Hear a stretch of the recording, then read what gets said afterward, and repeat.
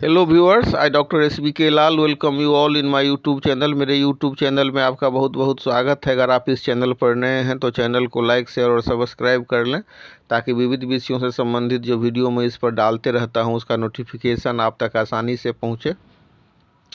22/3/2024 को 109वां बिहार स्थापना दिवस मनाया गया है। तो इसी से प्रेरित है ये वीडियो।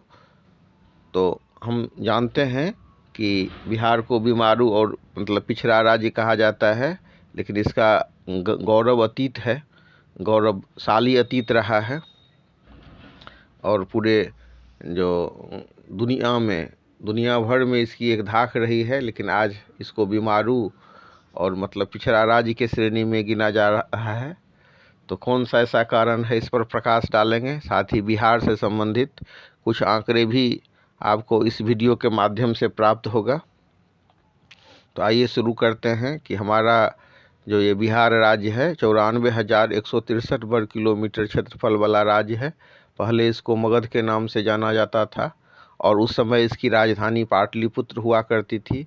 तो पटना का प्राचीन नाम पाटलिपुत्र है, जिसको उदयन ने बसाया था। बिहार के चौहद्दी की बात करें तो उत्तर में नेपाल, दक्षिण में झारखंड, पूरब में पश्चिम बंगाल और पश्चिम में उत्तर प्रदेश और छत्तीसगढ़ है। तो 22 मार्च को क्यों मनाया जाता है बिहार दिवस? तो इसी दिन 22 मार्च को ही 1912 ईस्वी में बंगाल प्रेसिडेंसी के विभाजन के बाद बिहार राज्य बनाया गया था। फिर 1935 में उड़ीसा को बिहार से अलग किया गया। फिर एक बार बिहार का विभाजन हुआ 15 नवंबर 2000 को। बिहार को विभाजित करके झारखंड नामक प्रदेश को गठित किया गया था। अब इस प्रदेश का नाम बिहार क्यों पड़ा? बिहार का मतलब क्या होता है, इसे समझते हैं। वास्तव में यह वही भूमि है जहां बौद्ध भिक्षु बौद्ध मठ में विचरण करते थे, अर्थात विहार करते थे, भ्रमण करते थे। इसी को हम बिहार कहते थे और मतलब बोलते थे। तो उसी पर जो है, जो बौद्ध के विहार के कारण, विचरण के कारण इसको बिहार बोला जाता रहा है और वही शब्द कालांतर में बिहार में परिवर्तित हो गया। तो विहार जो था, विहार बिहार में परिवर्तित हो गया और अभी हम प्रोनाउंसिएट करते हैं, उच्चारण करते हैं बिहार। तो क्या यह सिर्फ बौद्ध भिक्षु की ही भूमि है, बौद्ध भिक्षुओं की ही भूमि है? नहीं, यह जैन, सिख, हिंदू, सनातन और हर एक धर्म से जो जुड़े स्थल का प्रदेश है। चाणक्य, चंद्रगुप्त, सेल्यूकस, हेलेन का कर्मस्थली, अशोक के द्वारा हिंसा के परित्याग की भूमि है। यहीं पर बोध गया में भगवान बुद्ध को ज्ञान प्राप्त हुआ था। भगवान महावीर का वैशाली में जन्म हुआ एवं पावापुरी में मोक्ष प्राप्त हुआ। सिखों के 10वें गुरु गुरु गोविंद सिंह का जन्म यहाँ हुआ था। तो सिखों के जो 10वें गुरु गोविंद सिंह हैं, उनके जन्मस्थली के रूप में पटना महिमा मंडित है। बिहार के ही सीतामढ़ी नामक स्थान में जगत जननी सीता जी का प्रादुर्भाव हुआ था, प्राकट्य हुआ था। तो सीता जी की जन्मस्थली है। सीता जी के जन्मस्थली सीतामढ़ी में हम आज भी उनके मंदिर को देख सकते हैं, जहां जानकी जी स्थापित हैं। कहा जाता है कि जो मिथिला भूमि में आज भी जानकी जी के आशीर्वाद को आप अनुभव कर सकते हैं। यहाँ के लोगों को जानकी जी ने अभय प्रदान किया था, आशीर्वाद दिया था। आज भी आप देख सकते हैं कि कितना आंदोलन सब हुआ, मार काट वाला कम्युनिस्ट आंदोलन, मारो काटो लूटो, लेकिन मतलब जानकी जी के आशीर्वाद से वो आंदोलन सब ऐसा नहीं हुआ जो पूरा ये हो। कुछ अशांति फैलाने की कोशिश की गई, लेकिन जानकी जी का प्रभाव है मिथिलांचल क्षेत्र में। आज भी उनके आशीर्वाद को आप अनुभव कर सकते हैं।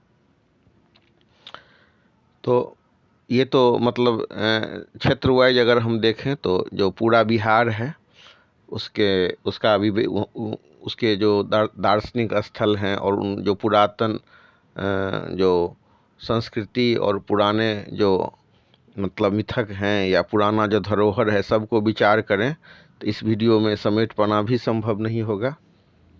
हर एक धर्म और बहुतों सारे जो व्यक्ति हैं, जो गणमान्य व्यक्ति हैं, उनके कर्मस्थली के रूप में बिहार को हम देख सकते हैं, या मतलब उनके अध्ययन स्थल के रूप में हम इसको देख सकते हैं।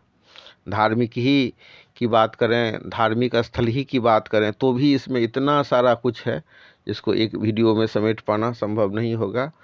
अगर पूरे भारतवर्ष में ही सनातन धर्मियों के लिए सबसे पुराने मंदिर की बात करें तो माँ मुंडेश्वरी का मंदिर कैमूर में है। आप जाएंगे सासाराम, अगर गए, रोहतास गए, तो वहाँ पर कैमूर की पहाड़ी है, इस पर आप घूमेंगे। वहाँ पर पहाड़ का जो छोटा छोटा बैर है, मक्को जिसको कहते हैं, उसको आप लेंगे।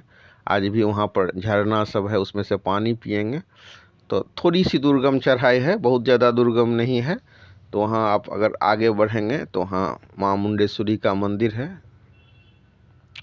ऐसी मान्यता है कि यहीं माँ दुर्गा ने माँ मुंडेश्वरी ने दुर्गा रूप में शुंभ और निशुंभ के सेनापति चंड और मुंड का वध किया था।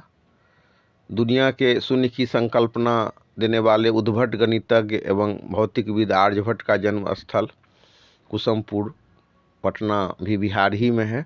विश्व में पहला योग विश्वविद्यालय स्वामी सत्यानंद सरस्वती ने मुंगेर में खोला था, जो अंग नरेश महादानी दानवीर कर्ण की कर्मस्थली है। कहा जाता है कि 2600 साल पहले बिहार में ही लोकतंत्र का जन्म हुआ। लोकतंत्र का प्रारंभ यहाँ पर लिच्छवियों के द्वारा वैशाली में किया गया था, जहाँ राजा को जनता के द्वारा चुनने की परिपाटी अपनाई गई थी।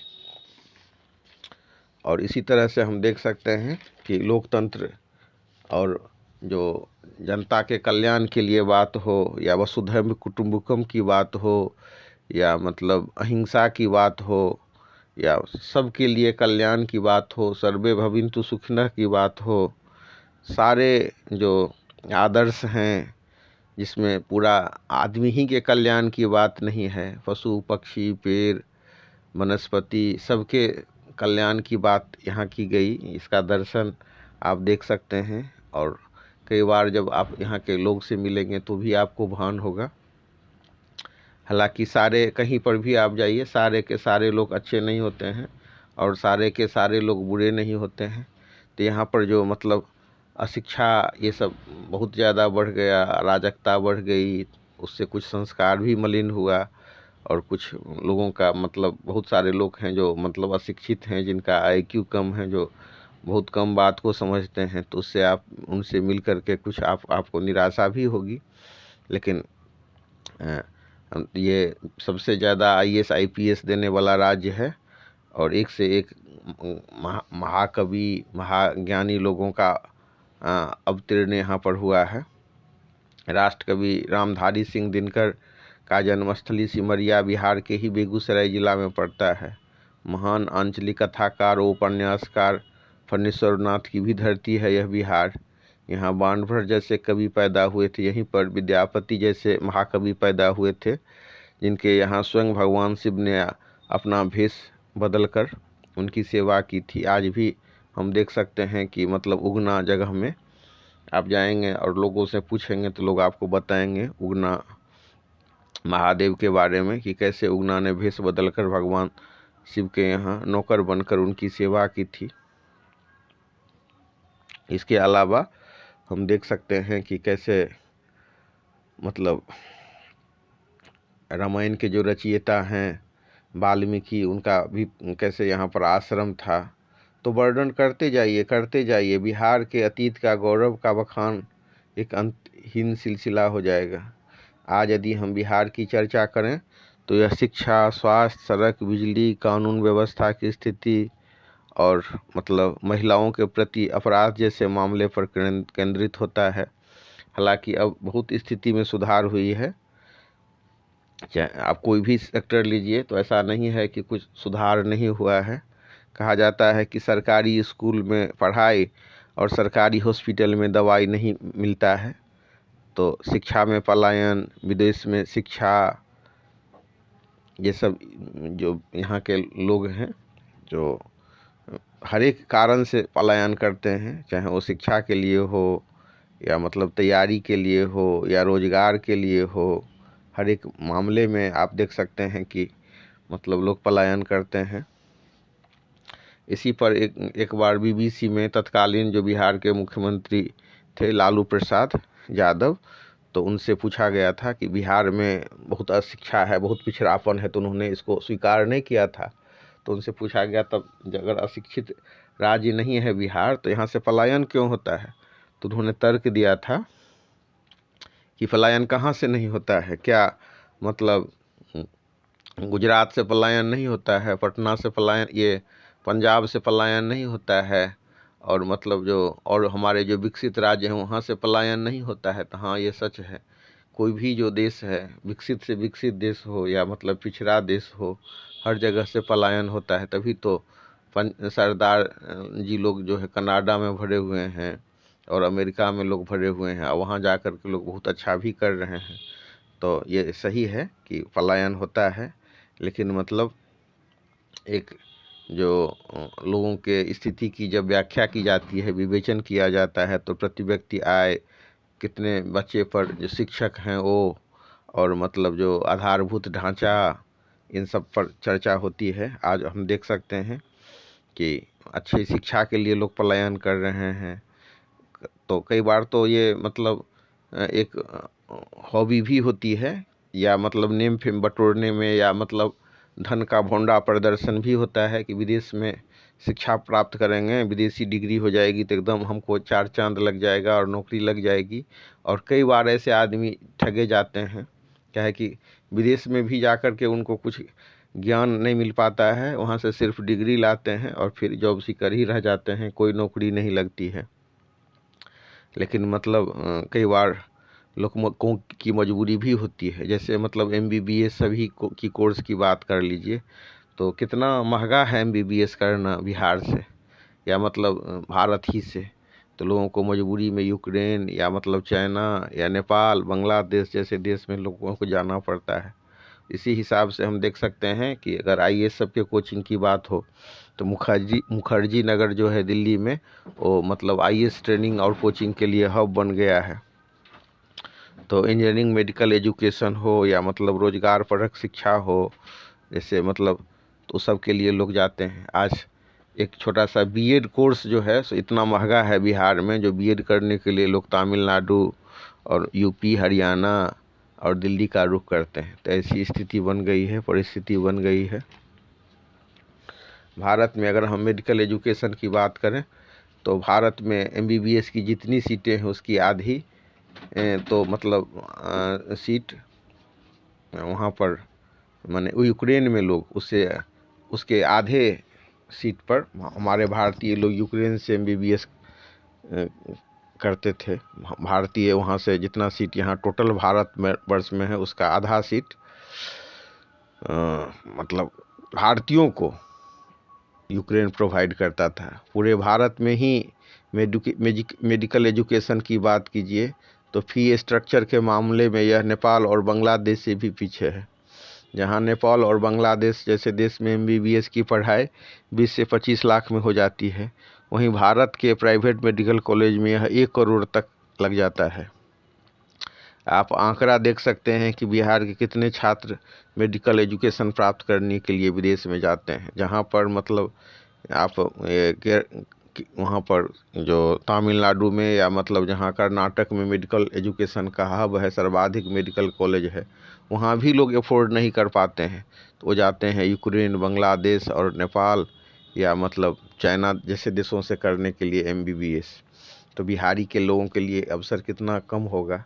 अगर बिहार में सरकारी मेडिकल कॉलेज की संख्या की बात करें तो वर्तमान में 11 मेडिकल कॉलेज हैं, जिससे 1490 सीट बनता है, और केंद्र सरकार के नियंत्रणाधीन 225 सीटें हैं, और राज्य के 8 प्राइवेट मेडिकल कॉलेज के पास 1150 सीट है। इस तरह बिहार में कुल मेडिकल कॉलेजों की संख्या 21 है और कुल सीट 2865। अगर भारत सरकार पहल करे तो सरकार के द्वारा बिना एक पैसा खर्च किए सैकड़ों मेडिकल कॉलेज यहाँ खुल सकते हैं, और राज्य तथा उसके निवासी को बहुत अधिक फायदा होगा। अगर सामान्य शिक्षा की बात करें तो बिहार में 42,573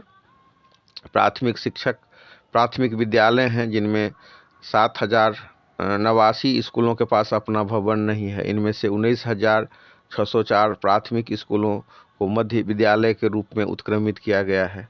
अगर मतलब मध्य विद्यालयों की संख्या की बात करें तो 32,000 है। अगर कुल संख्या की बात करें तो 2021-22 के आंकड़े के हिसाब से बिहार में जो सरकारी, निजी और सहायता प्राप्त स्कूलों की कुल संख्या है 93,165, जिसमें सरकारी विद्यालयों की संख्या 75,558 है और निजी स्कूलों की कुल संख्या मात्र 8,097 है। मतलब 8.7% ही है। बहुत सारे स्कूल में क्रिकेट, वॉलीबॉल, फुटबॉल जैसे आउटडोर गेम्स के लिए न तो मैदान ही है, न आधारभूत ढांचा ही पर्याप्त मात्रा में है, आधारभूत सुविधा की व्यवस्था नदारद है।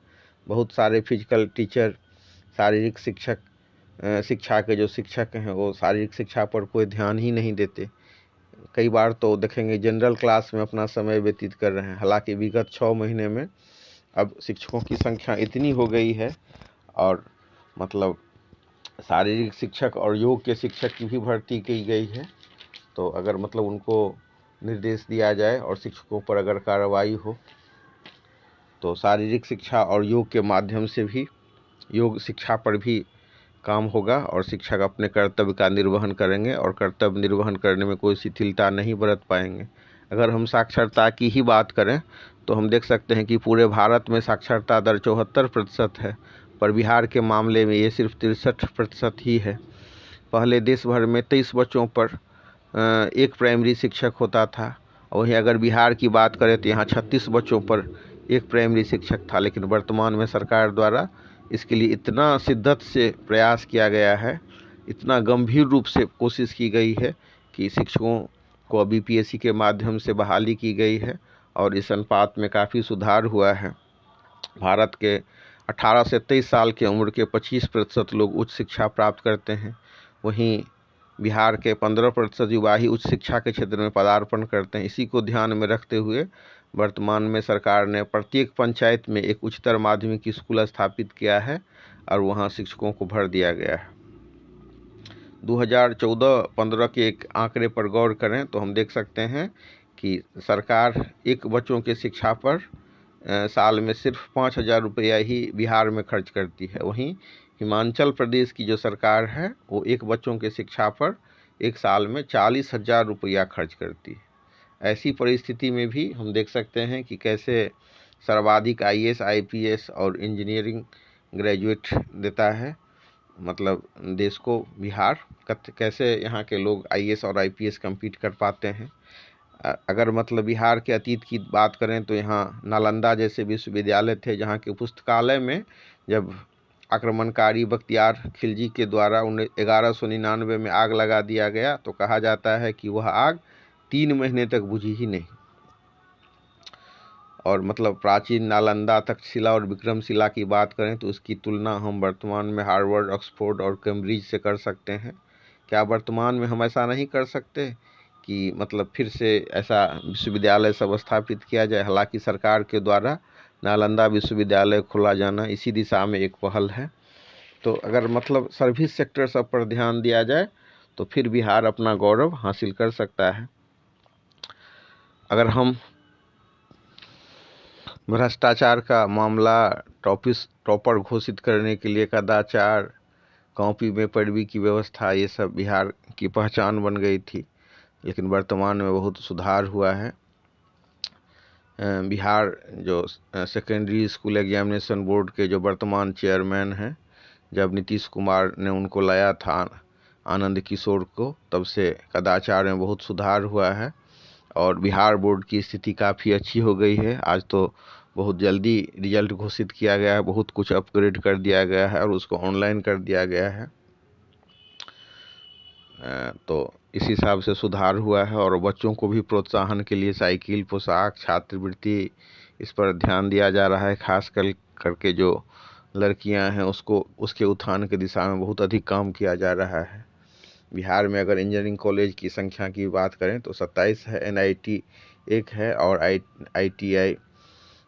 आईआईटी की संख्या 1 है। तो इतना ज़्यादा आबादी वाला जो राज्य है उसमें के हिसाब से ये संख्या कम पड़ता है और सेंट्रल यूनिवर्सिटी का यहाँ पर अभाव है।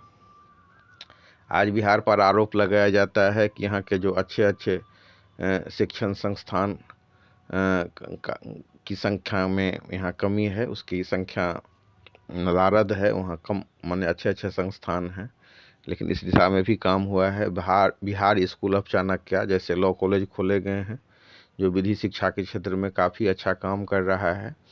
MBA एजुकेशन के क्षेत्र में भी राज्य काफ़ी अच्छा कर रहा है और दूसरे राज्य के छात्र और छात्राएं यहाँ MBA करने के लिए आते हैं। अब बात करें बिहार से पलायन की, तो बिहार से लोग विभिन्न कारणों से पलायन करते हैं, कोई शिक्षा के लिए, तो कोई रोजगार के लिए, तो कोई मतलब व्यवसाय के लिए। अब भारत में जो प्रति व्यक्ति आय की बात करें तो 1,35,000 है, वहीं बिहार में प्रति व्यक्ति आय 43,822 रुपये है।